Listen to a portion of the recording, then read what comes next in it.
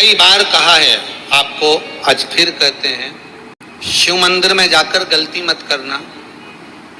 कोई भी सामग्री आप भगवान शंकर को अगर समर्पित कर रहे हैं, जैसे केला ले गए, पपीता ले गए, या कोई आप खाने का सामान ले गए, या आप कोई वस्तु या दिया बत्ती ले गए, कभी भी ध्यान रखना जलाधारी के ऊपर वो केला या फल या सेव फल या नारियल या जो भी सामान है वो जलाधारी पर कभी मत रखना।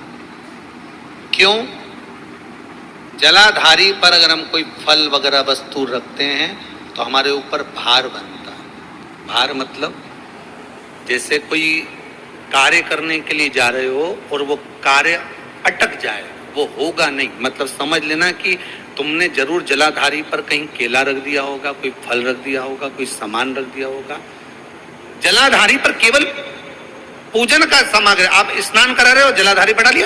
आप कुंकू लगा रहे हो, चंदन लगा रहे हो, अबीर लगा रहे हो, गुलाल लगा रहे हो, आप जलाधारी पर लगाइए। फूल चढ़ा रहे हो, बेलपत्री चढ़ा रहे हो, आप जलाधारी पर लगाइए। शिव पर चढ़ाओ, बाकी माँ जगतजननी का जो स्थान है वहां चढ़ाओ।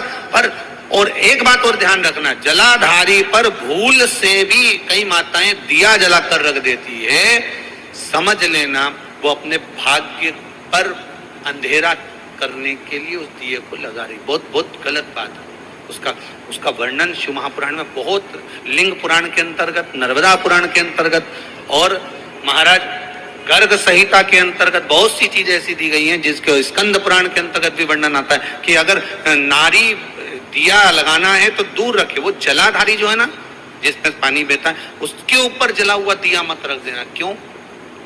कहते हैं उसके घर के बेटे बेटी, बहू, पोता पोती कभी भी उसे सुख प्रदान नहीं कर सकते।